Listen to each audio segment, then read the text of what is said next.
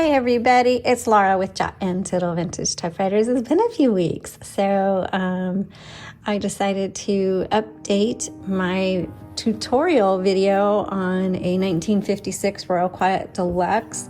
This one happens to have the red background behind the logo on here, but very typical body style. You know, this is the time of in the decade of the 50s when they had the really bright colors, and so some of my tutorial videos are on those really pretty colors. But I thought I would it's been a while, so I'm going to do another one, and this is the gray crinkle. And this one works very well. It has the tombstone keys, and this is the kind of typewriter that's going to be really conducive and suitable for just casual everyday use. I have several Royal Quiet Deluxes.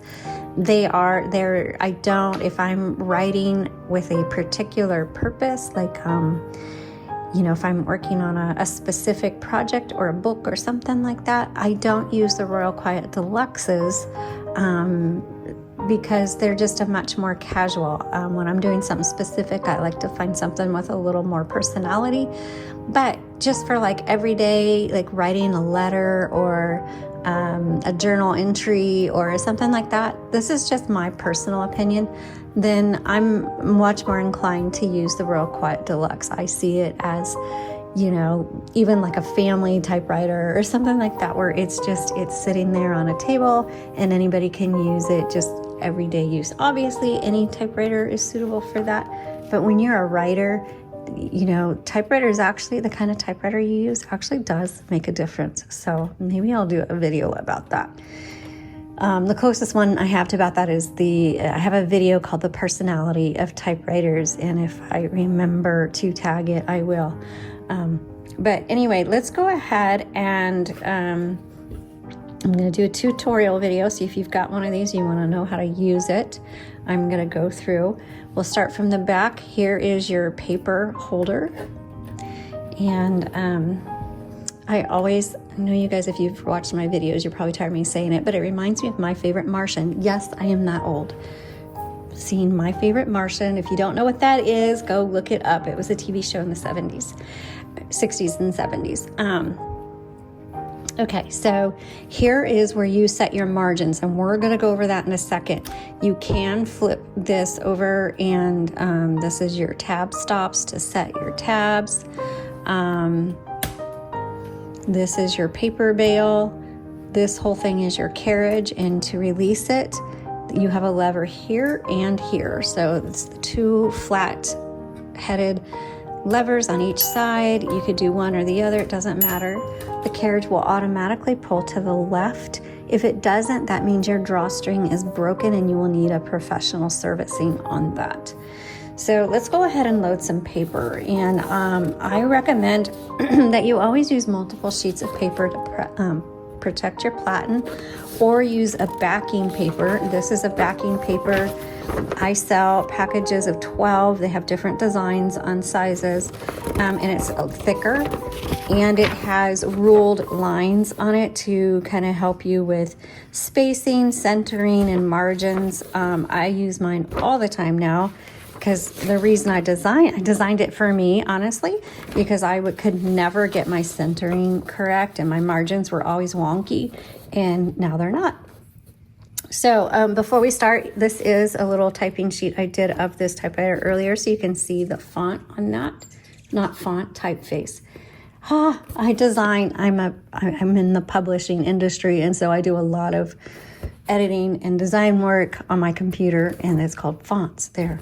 Okay, so we're going to load my paper with the backing paper, and we're just going to put that in there. And what I like to do is I like to come all the way up till each side, each end is touching, and to see it, make sure it's straight. I just need a small adjustment.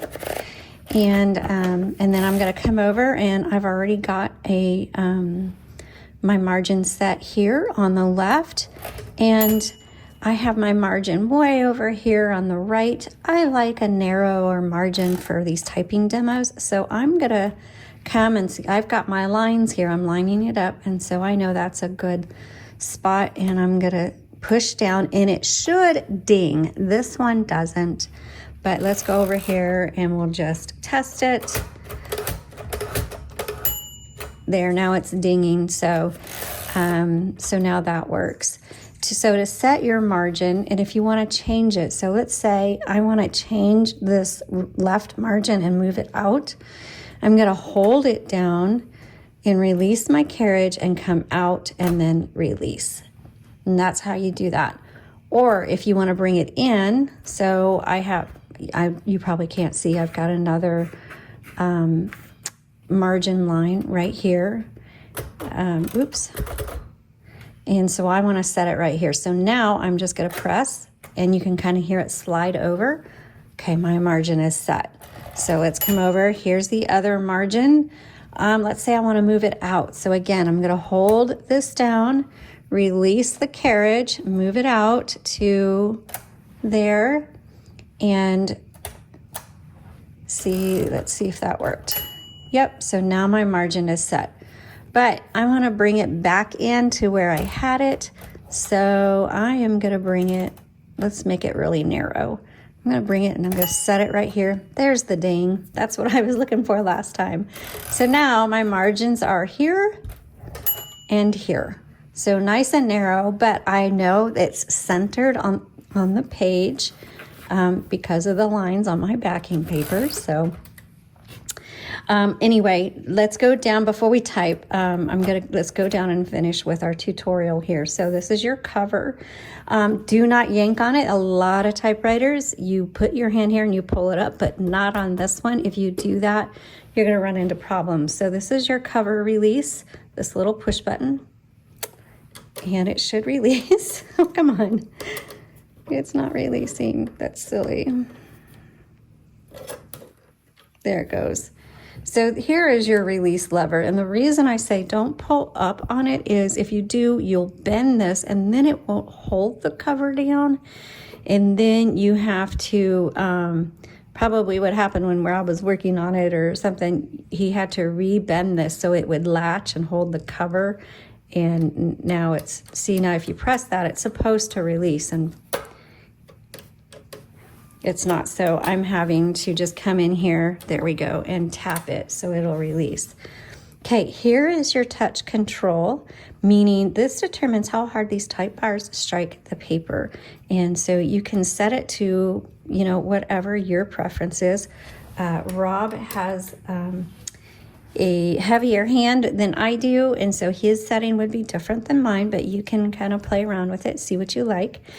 There's another lever just above it, right here. That is your ribbon reversal. So you just go back and forth. So right now it's going this way, and now it goes this way. Because when you load ribbon in there, even when you get to the end of the spool, there's still so much ink in that ribbon. And so you're going to want to reverse it back and forth until, excuse me, I guess I need something to drink, until you use up all of the ink in your ribbon, which the ribbon should last you a long time. This takes a universal ribbon. And when you load it, make sure that black is on top, red is on bottom. You thread it through the guide wires here, and then they go around the top, around the back, and underneath. We do have some typewriter ribbon tutorials on our YouTube channel. There's a playlist. So once you watch several of those, you'll get the idea of how to thread a ribbon. Almost every one of them is different, and it's messy and can be frustrating, but you need to do it. So I'm going to hold this up so you can kind of see how that one's been threaded through. And but go and look through those tutorial videos, and it will just give you a really good understanding and idea of how those are threaded. Okay, over here on the right side is your color selector. There's red, black. That little white button means stencil setting, and what that is, and like nobody explained that to me. They just thought I was dumb that I didn't know, but if you don't know, if nobody tells you, how are you supposed to know? So let me tell you.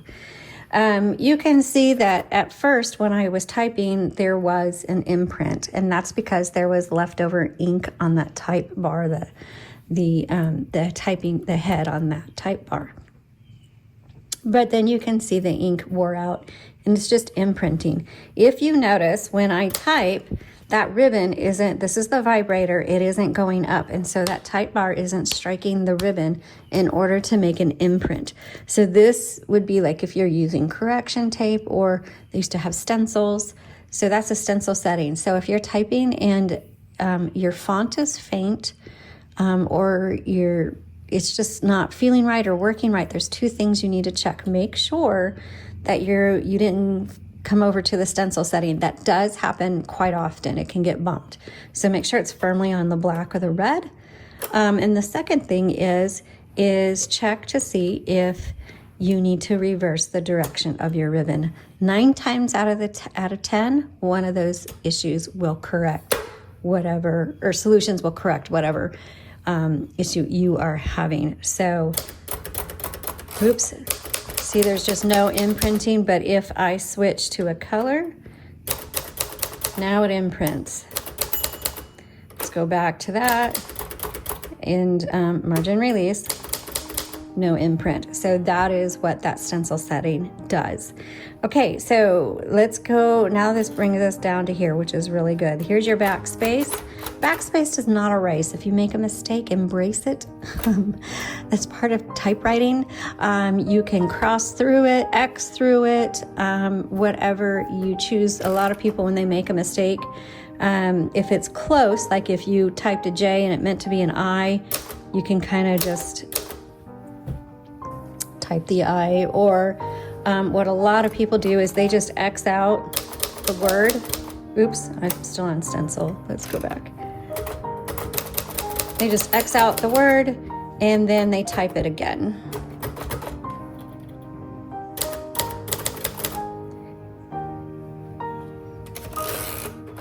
That didn't imprint very well, but okay. So anyway, that is what backspace is. You saw the margin release there for a second. I am not typing well today. Okay, so margin release stopped. Margin release, finish that word. And then can go. One thing I want to point out is you can see this space here. That is not a typewriter issue. That is a person issue. I don't know if you noticed that when I hit one of those letters, I hit 2. What happened is it advanced a space, but it didn't imprint. And so sometimes you might think that your typewriter is skipping, which sometimes they do, but other times it's because you've hit an extra key, or you didn't fully hit the space bar, or you hit the space bar extra and you didn't realize it, or yeah, you hit 2 keys at once, which I do all the time. So just be aware of those little idiosyncrasies with typing. Okay, so then you have your keys down here. This will type lowercase. And you have your shift lock. Shift for capital. Gosh. I cannot spell. What the heck? Shift. See, so there I typed an H over an I. It bothers some people. It doesn't bother me.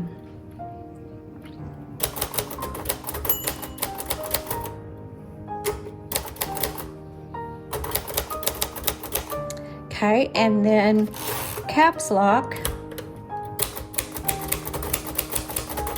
for all caps. All right, let's go to black. So that is basically how you use a Royal Quiet Deluxe. Oh, tabs, you know, I showed you before. I've got a tab set there and there. And again, you just flip this over and this is where you can adjust. You just press down and move. You can adjust your tab settings, okay?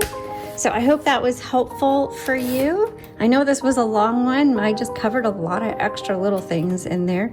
And I just want to say thanks so much for watching. All right, have a good day.